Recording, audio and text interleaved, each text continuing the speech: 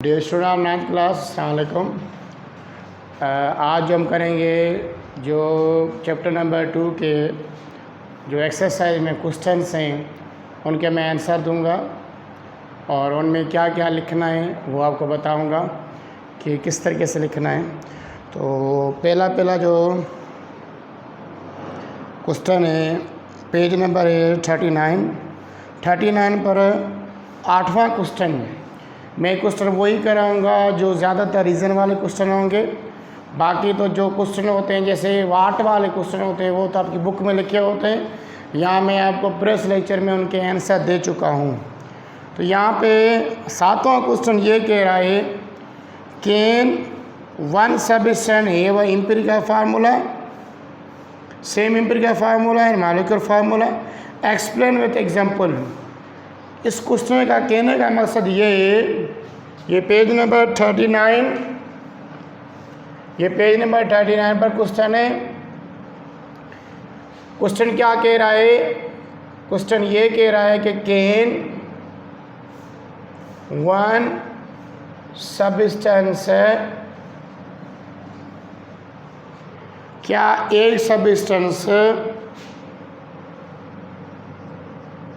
Have same empirical formula and molecular formula, explain with example। ये book वाला कह रहा है, क्वेश्चन आपसे ये पूछ रहा है क्या आप ये बता सकते हो क्या एक एलिमेंट के same empirical formula and molecular formula हो सकते हैं। आपको मैंने एम्पिरिकल फार्मूला पहले बताया है। एम्पिरिकल फार्मूला फिर भी रिपीट कर रहा हूँ। एम्पिरिकल फार्मूला ऐसा फार्मूला जो किसी भी कंपाउंड का सिंपलेस्ट रेशो शो करे उनके एटम का। मॉलिक्यूलर फार्मूला क्या होता है? It the formula which explain which show the actual atomic ratio present in a compound, show the actual ratio. ये शो करता है सिंपलेस्ट रेशो एम्पिरिकल फार्मूला, ये एक्चुअल रेशो शो करता है। अभी आपसे ये पूछ रहा है बुक वाला क्या आप मुझे ये बता सकते हो क्या एक सबस्टेंस के एम्पिरिकल फार्मूला मॉलिक्यूलर फार्मूला से? आप कहोगे यस, वन सबस्टेंस है वैसे एम्पिरिकल फार्मूला मॉलिक्यूलर फार्मूला हो सकता है। कह रहा है कि क्या एक सबस्टेंस का empirical formula molecular formula same हो सकता है? हाँ, हो सकता है। कुछ ऐसे एम्पिरिकल फार्मूला जैसे आयनिक कंपाउंड है, आयनिक कंपाउंड के सारों के एम्पिरिकल फार्मूला या मॉलिक्यूलर फार्मूला सेम होते हैं, मैं बताता जा रहा हूँ। दूसरे कुछ ऐसे कंपाउंड हैं जिनमें से सिंपलेस्ट रेशो नहीं निकलता या आप कह सकते हो जिनका साइड रिएक्शन नहीं होता, तो उनका भी empirical formula and molecular formula क्या होता है? सेम होता है। कुछ इक्विवेलेंट कंपाउंड वाले होते हैं। अब मैं बहुत सारे एग्जाम्पल लिख रहा हूँ। जैसे पहले लिख रहा हूँ आयनिक कंपाउंड में NaCl। देखो NaCl कह रहा है कि एक्सप्लेन करो विथ एग्जाम्पल। इसका पहले जवाब क्या लिखोगे? यस, वन सबस्टेंस है same empirical formula and molecular formula. इसका आंसर पे लिखोगे। नाउ एक्सप्लेन कह रहा है, एक्सप्लेन विथ एग्जाम्पल। बहुत सारे एग्जाम्पल दो इसमें। एग्जाम्पल कैसे दोगे? फास्ट सपोज जैसे कॉमन साल्ट। अब मैं एग्जाम्पल दे रहा हूँ जैसे कॉमन साल्ट। कॉमन साल्ट का फार्मूला क्या है?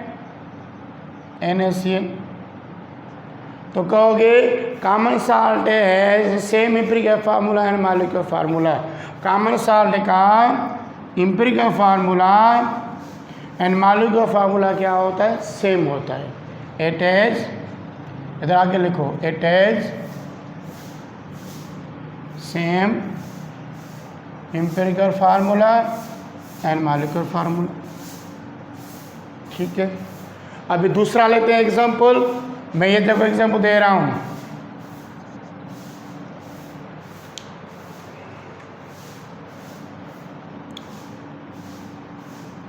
मीथेन, बहुत सारे आपको एग्जाम्पल दूंगा। इसका फार्मूला है CH4। इनका एम्पिरिकल फार्मूला सेम लिखोगे। It is same empirical formula and molecular formula. ये आगे लाइन लिखोगे। अच्छा, इनके empirical formula molecular formula same क्यों हो रहे हैं? एक तो अगर आयनिक कंपाउंड होंगे इनके एन ही आओगे। आयनिक कंपाउंड में ज़्यादातर केटाइन और एनाइन की वजह से होती है, उनमें एटॉमिक रेशियो निकाल सकते। ये होते नॉन डायरेक्शनल कंपाउंड। तो नॉन डायरेक्शनल कंपाउंड होने की वजह से इनके एम्पिरिकल फार्मूले, मॉलिक्यूलर फार्मूले सेम होते हैं। दूसरा होता है इनके इलेक्ट्रोस्टैटिक फोर्स होता है, इस वजह से। अभी दूसरे जो कोवलेंट कंपाउंड हैं, आप मुझे ये बताओ क्या CH4 में आप सिंपलेस्ट रेशियो निकाल सकते हो? सर इसका है 1 रेशियो, इसका 4। तो अभी मुझे बताओ कि क्या 1 और 4 का सिंपलेस्ट रेशियो निकल सकता है? नहीं निकल सकता। तो किसी कंपाउंड का empirical formula, molecular formula, specially covalent compound के, वो सेम इस वजह से होते हैं क्योंकि उनके सिंपलेस्ट रेशियो नहीं निकलते, या उनकी केमिकल कंपोजिशन वही दी जाती है जिनमें से हम नहीं निकाल सके उनका सिंपलेस्ट फॉर्म, जैसे मीथेन हो गया। दूसरा एग्जांपल करें, सर वाटर हो गया। वाटर का empirical formula and molecular formula same है? यस सर, इसका empirical formula and molecular formula same है। तो इसको भी लिखोगे it is same empirical formula and molecular formula, ये भी यहाँ पे लिखोगे। और दूसरा एग्जांपल, कार्बन डाइऑक्साइड गैस मैं अमोनिया गैस भी लिख रहा हूँ, अमोनिया NH3, इसका भी empirical formula, molecular formula same है। दूसरा उठाओ, कार्बन डाइऑक्साइड गैस CO2, इसका भी एम्पिरिकल फार्मूला है, मॉलिक्यूलर फार्मूला सेम निकल रहा है। बहुत सारे आपके एग्जाम्पल, ये मैंने 6-7 पहले भी आपको लेक्चर में बताए। इन सारे कंपाउंड के empirical formula, molecular formula same होते हैं। तो ये हमारा पहला क्वेश्चन हो गया। पहले क्वेश्चन में कह रहा है कि can one substance have same empirical formula and molecular formula? कहोगे yes, one substance have same empirical formula and molecular formula. जैसे ये वन सब्सटेंस, ये मीथेन वन सब्सटेंस है, इनका CH4 सेम है एम्पिरिकल फार्मूला मॉलिक्यूलर। जैसे ये वन सब्सटेंस ये है, माना कह रहा है कि क्या एक ही सब्सटेंस के, एक ही कंपाउंड के सेम एम्पिरिकल फार्मूला मॉलिक्यूलर हो सकते हैं? हाँ, यस हो सकते हैं। जैसे ये कॉमन साल्ट हो गया, मीथेन हो गया, वाटर हो गया, ये आपको मैंने बहुत सारे एग्जांपल दिए हैं जिसमें ये डिफाइन कर रहा है कि इनके एम्पिरिकल फार्मूले एंड मॉलिक्यूलर फार्मूले सेम हो रहे हैं। और एम्पिरिकल फार्मूला और मॉलिक्यूलर फार्मूला आपको बता चुका हूँ। एम्पिरिकल फार्मूले वो फार्मूला होते हैं जिसमें किसी भी एटम का सिंपलेस्ट रेशियो बताया जाए, और मॉलिक्यूलर फार्मूला उसको कहते हैं जिस कंपाउंड में उनका एक्चुअल रेशियो हो किसका, एटम का। तो ये दोनों आपको डेफिनेशन बता चुका हूँ, एम्पिरिकल फार्मूला और मॉलिक्यूलर फार्मूला, और उनके बहुत सारे मैंने एग्जाम्पल दिए। आज ये हो गया पेज नंबर 39 का 7वां क्वेश्चन। इसको इस तरीके से लिखना है, डिफाइन करना।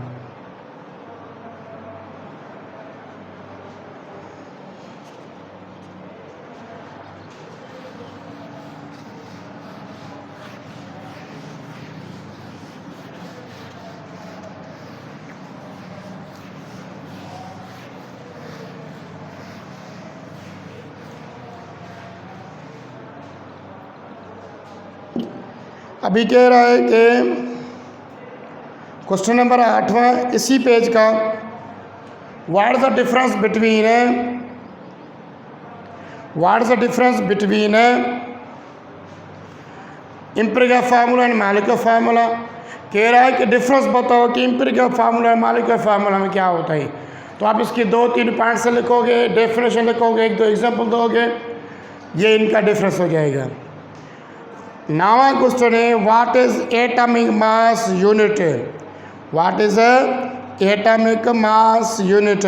एटॉमिक मास यूनिट किसको कहते हैं, इसकी डेफिनेशन लिखो। What is atomic mass unit? ये यूनिट होता है जो किसी भी एटम के एटॉमिक वेट को रिप्रेजेंट करता है, मॉलिक्यूलर वेट को रिप्रेजेंट करता है। तो एटॉमिक मास यूनिट क्या लिखोगे? Answer, it is define as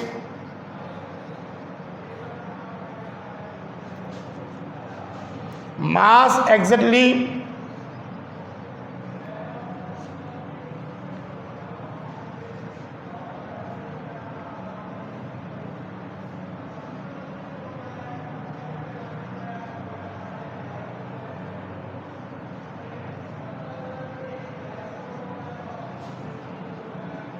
equal to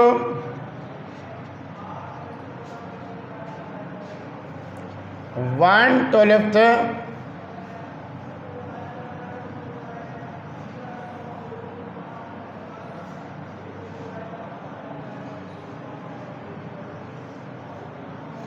the mass of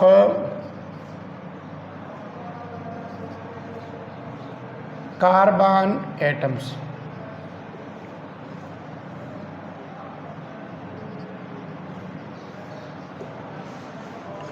इसकी दूसरी डेफिनेशन, ये क्या होता है, ये मास होता है जिसको कंपेयर करें स्टैंडर्ड यूनिट ऑफ कार्बन 12।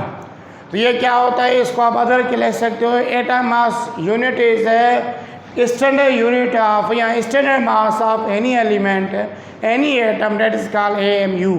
तो यहाँ इसको क्या करेंगे, एटॉमिक मास यूनिट भी लिख रहा हूँ AMU। ये क्या होता है, किसी भी एलिमेंट का मास होता है, लिखा है मास, मास एक्चुअली बराबर हो, किसके बराबर हो, 1/12 ऑफ C12 एटम। ये इसको कहते हैं, यहाँ लिखोगे किसी भी एलिमेंट का हम मास उठाएं, उनको कंपेयर करें 1/12 ऑफ कार्बन 12, ये कार्बन 12 के साथ इसको कंपेयर करें। कार्बन 12 क्या है, ये स्टैंडर्ड है एटम है, स्टैंडर्ड एलिमेंट है जो AMU को रिप्रेजेंट करता है। अच्छा, इसको क्यों लेते हैं, क्योंकि कार्बन 12 एक आइसोटोप है किसका, कार्बन का, इसकी अकीरेंस या अभिडंड इस माहौल में या इस इन्वायरमेंट बहुत ज़्यादा मिलती है, 99%, तभी इसको एज स्टैंडर्ड यूनिट लिया गया। तो AMU क्या होता है, स्टैंडर्ड यूनिट होता है, वो किसके बराबर होता है, किसी भी एलिमेंट का मास उठाओ, उसको कंपेयर करो, किसके साथ मल्टीप्लाई करो, C12 बाय, लिखा भी हुआ है, mass actually equal to the 1/12 of mass of C12 atom. C12 atom के साथ किसी भी मास को कंपेयर करें, किसी भी मास, यहाँ पे क्या होगा इनका एटमिक, जैसे मैं ले रहा हूँ सोडियम, सोडियम का एटॉमिक वेट कितना है 23 मल्टीप्लाई बाय 12, और C कार्बन का एटॉमिक वेट क्या होता है, अब पहले इसको लिख लें, C12/12, तो N इज इक्वल टू ये 23, अभी C12 का एटॉमिक वेट क्या होता है 12/12, ये 12 कैंसिल हो जाएगा, बाकी क्या बचेगा 23 AMU। ये जो 23 AMU लिख रहे हैं, ये कहाँ से लिया गया है, एक्चुअली किसी चीज़ से कंपेयर किया गया है या बराबर किया गया है, जो इक्वल किया गया है किसके साथ, 12 आइसोटोप के साथ, या इसको ऐसे भी कहते हैं R1 AMU is C12 of divide by 12। ये 1 AMU क्या है, किसी का मास होता है, जो कंपेयर कहते हैं किसी भी एटम का या एलिमेंट का मास। तो ये एटॉमिक मास यूनिट की डेफिनेशन। अभी आगे बढ़ते हैं।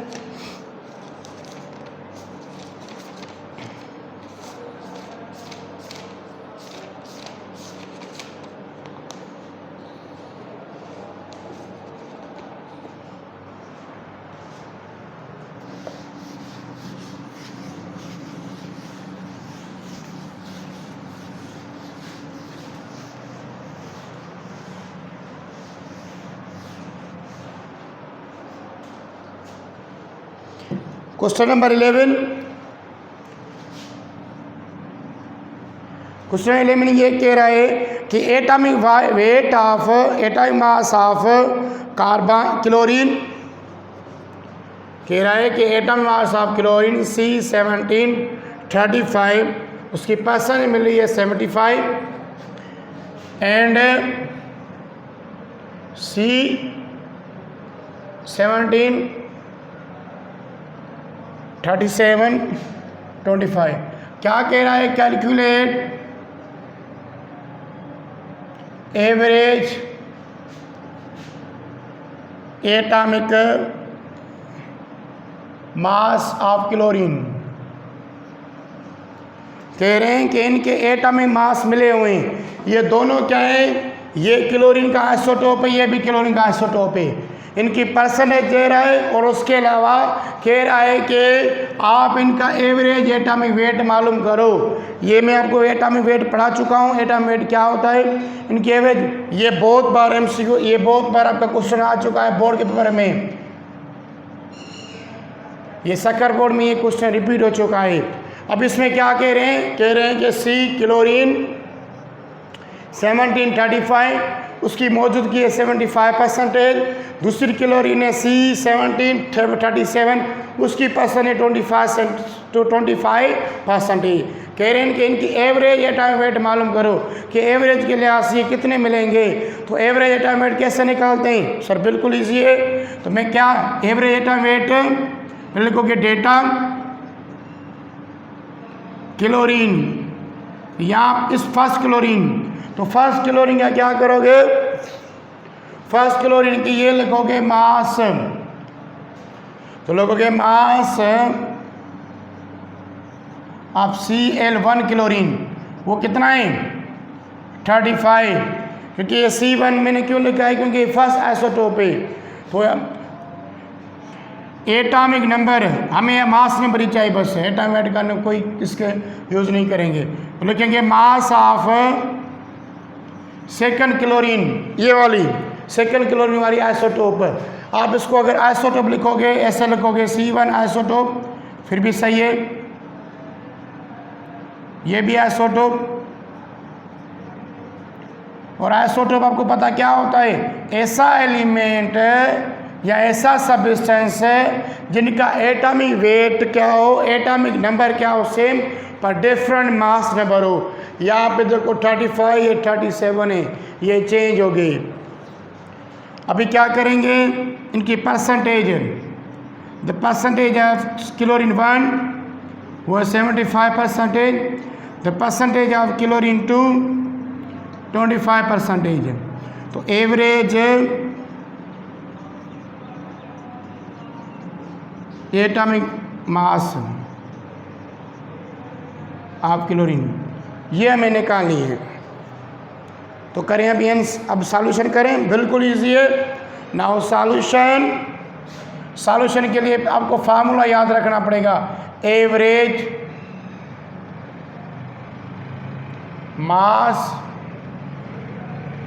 एटॉमिक मास ऑफ क्लोरीन वो बराबर होगा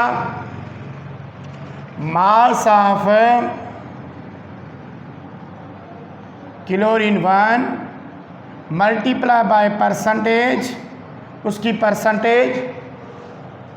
percentage of chlorine 1 plus mass of second chlorine multiply by their percentage divide by 100। Value मैंने आपको ये सारे वैल्यू लिखे, सिंपल ये वैल्यू पुट करने हैं। तो वैल्यू पुट करने के बाद मास ऑफ C1 कितना है? 35 मल्टीप्लाई बाय परसेंटेज कितनी है इसकी? 17.5। तो यहाँ पे 17.5 लिखोगे plus mass of second isotope of chlorine वो कितना है? 37, उसकी परसेंटेज कितनी है? 25 डिवाइड बाय 100। अब मैं इसको इसको मैं सॉल्यूशन कर रहा हूँ।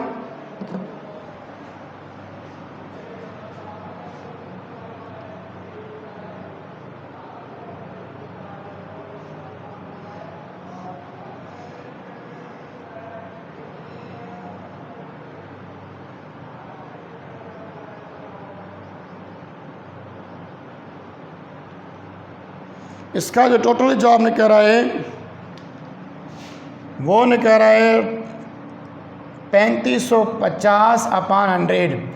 जब इसको 100 के साथ डिवाइड करोगे तो आपका जो जवाब आएगा वो आएगा 35.50 AMU।